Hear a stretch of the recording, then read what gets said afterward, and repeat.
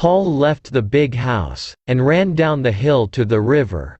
He sat there for a long time. Maria loves me. I know she loves me, he thought, but she is marrying another man. She is marrying him for money. It's her mother. Maria is afraid of that ugly old woman. Oh Maria, Maria, what shall I do? After a long time, Paul went home. There was a light in the window of the little house. The door was open. His mother was waiting for him. She looked at his face, then she put her arms round him.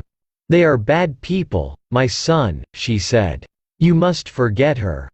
For many days, Paul did not see any of his friends. His mother was worried about him. He did not talk to her. He did not eat or sleep. He often went to the river and sat there alone. All the time he thought about Maria.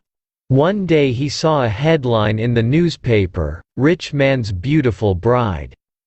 There was a picture of Maria and her husband. She was wearing a long white dress and a diamond necklace. Her husband was old and fat. Paul turned the newspaper over angrily. There was a large notice on the back page of the newspaper. It was an advertisement. Paul sat down and read the advertisement carefully.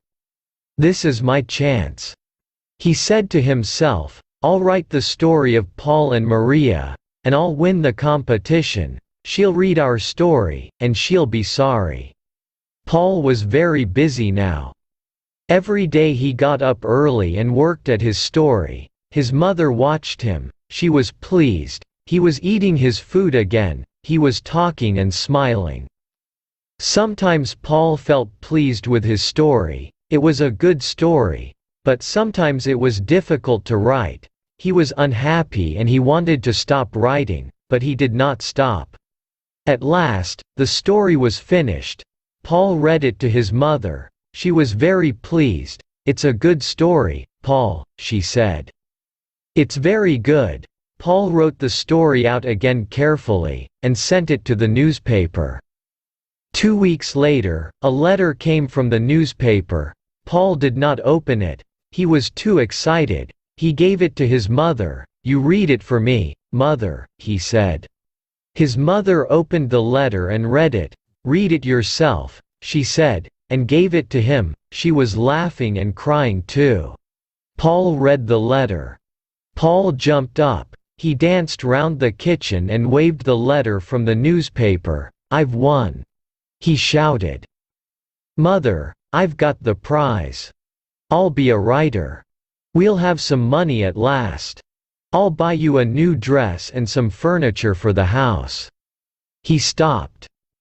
"Will Maria see my story in the paper?" he asked.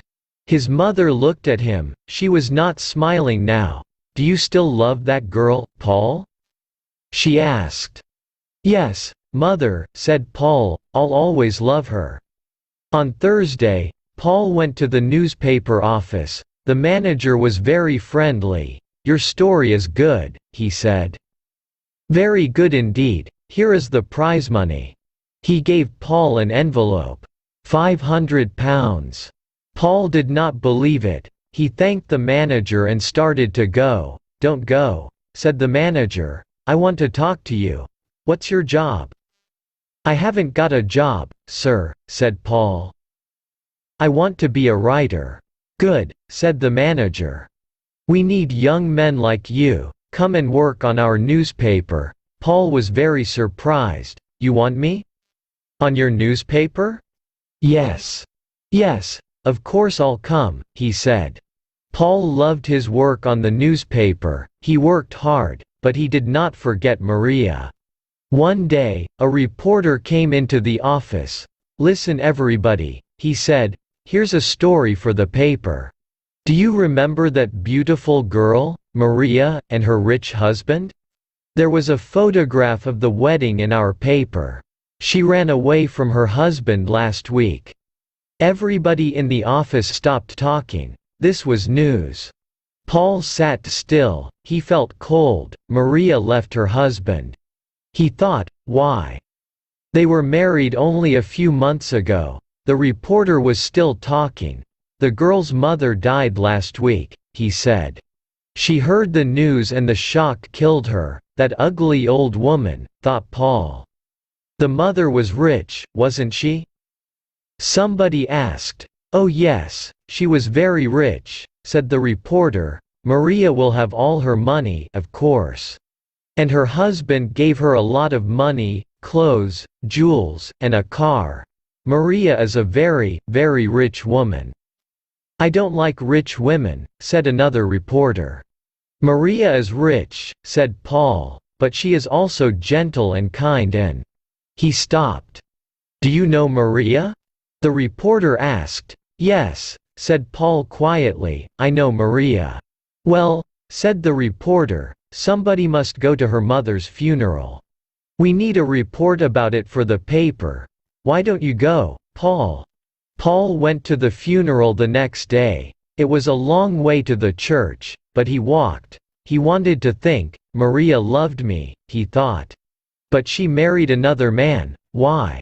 Because she was afraid of her mother, but now, her mother is dead." Paul was happy and he was sad. He was at the church now. Crowds of people were there. It was a big funeral. There were many big, black cars outside the church. In the first one was the coffin. There were a lot of flowers on the coffin and on the roof of the car. Paul stood at the back of the crowd. He took out his pencil and paper. He wrote about the cars and the people. Then he saw Maria. She was wearing a black dress. She looked sad, but very beautiful. She was standing alone. Nobody spoke to her. Nobody went near her. The man next to Paul spoke. "That's the daughter," he said. "She's a bad woman. She left her husband and it killed her mother. Look at her. Nobody wants to speak to her." Paul said nothing. Poor Maria, he thought. Everybody went inside the church. The funeral began. After the funeral, Paul went home. His mother was smiling. "Good news, Paul," she said. "Do you remember your cousin, Elsa? She is coming to stay with us. She is 17 now, and very pretty. You will like her." "Yes, I remember Elsa," said Paul. He did not look pleased. His mother was disappointed. He is still thinking about Maria, she thought. Elsa will help him to forget. But Paul did not want to see Elsa. "I must see Maria," he said to himself. "I must talk to her." Paul wanted to see Maria. He wanted to talk to her. "I'll go to the house on the hill," he thought. "Perhaps Maria will be there." But the house on the hill looked empty. There were no curtains at the windows. There was a big notice on the gate. It said, "For sale." Paul looked over the gate. There was nobody in the garden. Everything was quiet. "I'll get into the house and look round," he thought. "Perhaps I'll find Maria's address, then I can write to her."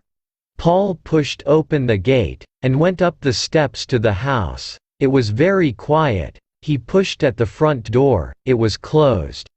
He walked round the house. There was a window open. Quickly, Paul climbed through the open window. He was excited and his heart was beating fast. He was in Maria's old home. He remembered her mother. He remembered that terrible evening. But the house was different now. There was no furniture in the room. There were no carpets and pictures. It was empty. Paul felt a little afraid. "Is anybody in the house?" he thought. No, he did not hear anything.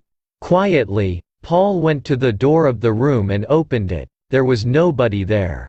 He went from room to room. All the rooms were big, and they were all empty. At last he came to a very big room. He stopped. He knew this room. He had met Maria's mother here. He remembered everything, the old woman, her hard face, the big rings on her hands. And now the old woman was dead. Suddenly, Paul heard a noise. Somebody was inside the room.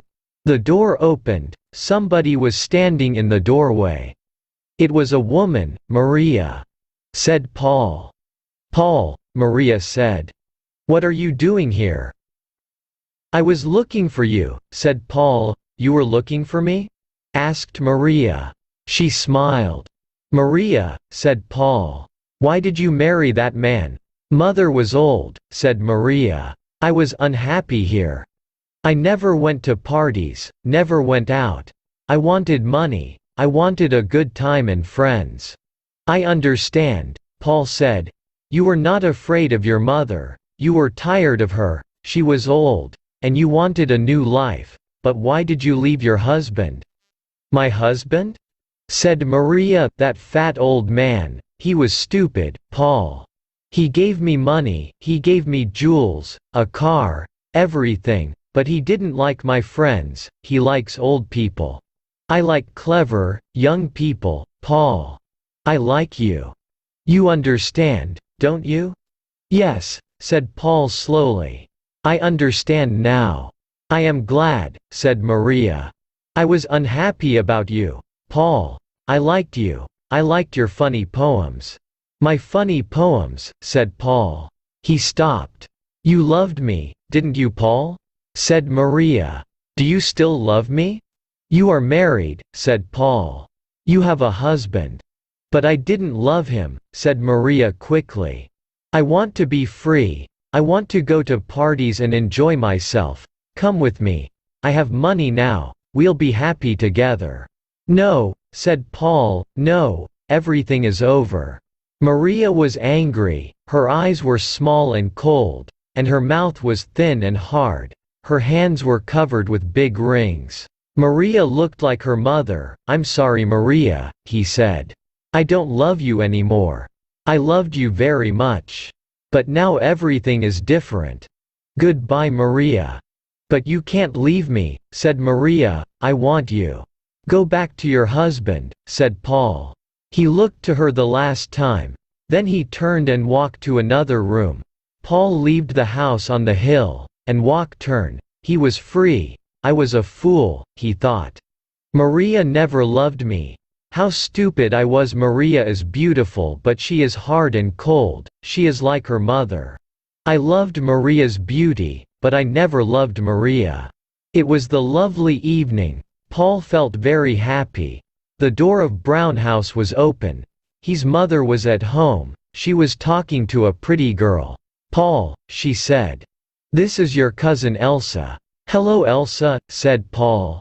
He smiled.